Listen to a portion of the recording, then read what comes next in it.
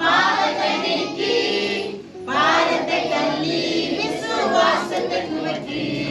இயேசுவை நோக்கி பாவத்தை நீக்கி